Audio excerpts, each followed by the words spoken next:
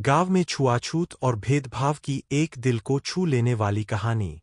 यह कहानी गांव के माहौल, बच्चों और बड़ों के व्यवहार, भेदभाव की कठिनाइयों और अंततः एक सकारात्मक बदलाव के बारे में बताएगी। कहानी बच्चे का दाग। भाग 1। सूर्योदय के समय गांव का आकाश धुएं और कोहरे से भर गया था। मछलीघर के सामने झाड़ू लेकर आती महिलाओं की आवाज दिन भर की जानी-पहचानी थी। जब गांव वाले अपने कामों में व्यस्त थे, कुछ छोटे बच्चे गांव के तालाब के पास खेल रहे थे। उन बच्चों में एक दलित लड़का था, रघु। वह 13 से 14 साल का था। काले और सफेद, धूल भरे कपड़े, लेकिन उसकी आंखों में असीम सपने।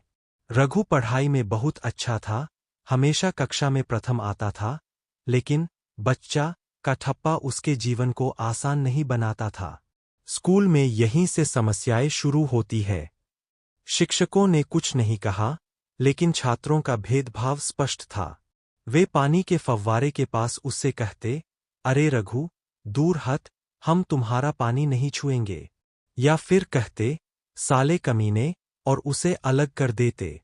लेकिन रघु ने हिम्मत नहीं हारी।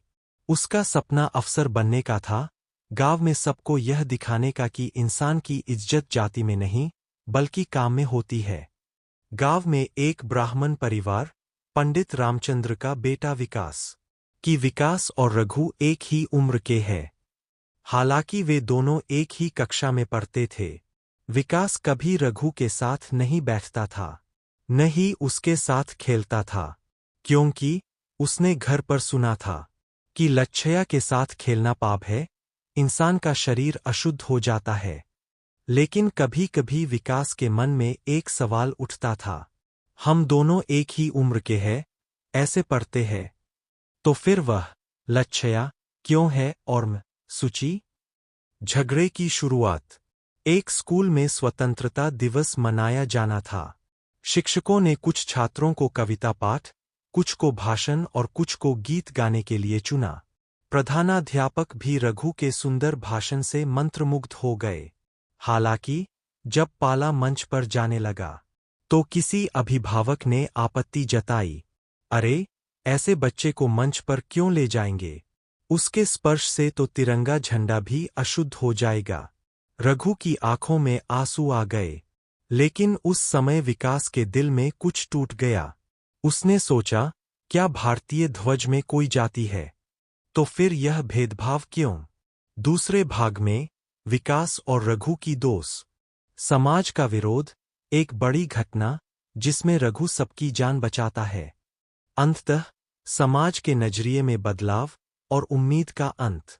रघु और विकास की दोस्ती, गांव के समाज का विरोध, एक बड़ी घटना जिसके जरिए सच्चाई समाज को एक नया सबक सिखाएगी, और अंततः उम्मीद का अंत। कहानी बच्चे का निशान, भाग 2। स्वतंत्रता दिवस के दिन से विकास के मन में एक बड़ा बदलाव आया। वह यह स्वीकार नहीं कर पा रहा था कि एक साधारण सा बालक रघुजन्म से ही बहरा हो गया। उस दिन से विकास ने चुपके से रघु से दोस्ती कर ली। वे गांव के तालाब के किनारे, कभी बरगद के पेड़ के नीचे बैठकर पढ़ने, कविता और सपनों के बारे में बातें करते हैं।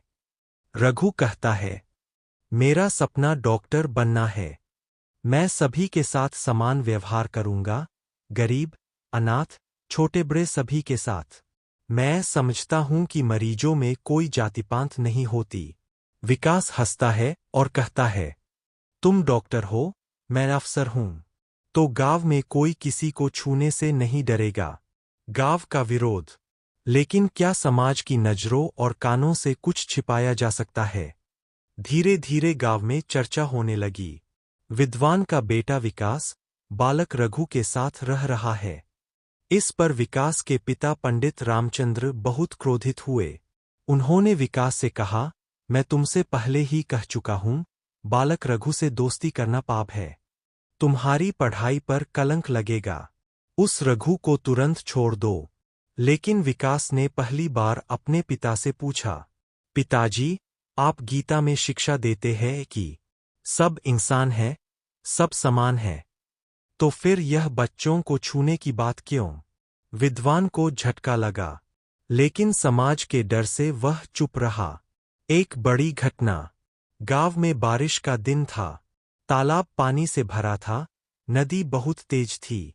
एक रात बहुत बारिश हुई। गांव के पास की छोटी नदी उफान पर थी और बाढ़ आ गई। गांव के कुछ घर उस बाढ़ में डूब गए। पंडित पानी रामचंद्र के घर के पास भी घुस गया। उनकी छोटी बच्ची चिन्मय पानी में गिर गई। लोग डर के मारे चीख रहे थे। किसी की भी पानी में कूदने की हिम्मत नहीं हुई। इसलिए रघु ने अपनी जान जोखिम में डाली और नदी में कूद गया। और काफी चिल्लाने के बाद उसने चिन्मय को बचा लिया। समाज की आंखें खुल गईं। सभी गांव वालों की आंखों में, क्या यही वो बच्ची है जिसने हमारी जान बचाई थी? बच्चा। पंडित रामचंद्र की आंखों से आंसू बह निकले। उन्होंने रघु को गले लगाया और कहा, पिताजी, आज आपने हमें सिखाया कि इंसानियत में कोई जाति नहीं होती। आज से मैं बच्चों को छूने की इस अन्यायपूर्ण प्रथा को अपने घर से, अपने जीवन से, अपने गांव से मिटा दूंगा। सभी गांव वालों ने तालियां बजाईं। किसी ने आकर रघु के पैर छुए। गांव में पहली बार किसी दलित लड़के को हीरो के रूप में देखा गया। आशा का अंत। उस दिन के बाद से गांव के तालाब, मंदिर, स्कूल में किसी ने किसी को नहीं छुआ या किसी को नहीं छुआ और नहीं इसकी सूचना दी। विकास और रघु पास बैठकर पढ़ाई करते थे।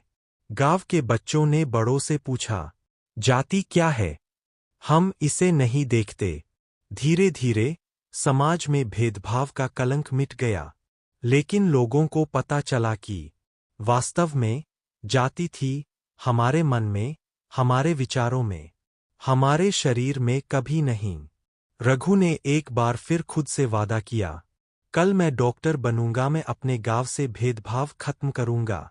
विकास ने उसका हाथ पकड़ा और कहा, हम सब मिलकर इस जाति भेद प्रथा को हमेशा के लिए मिटा देंगे।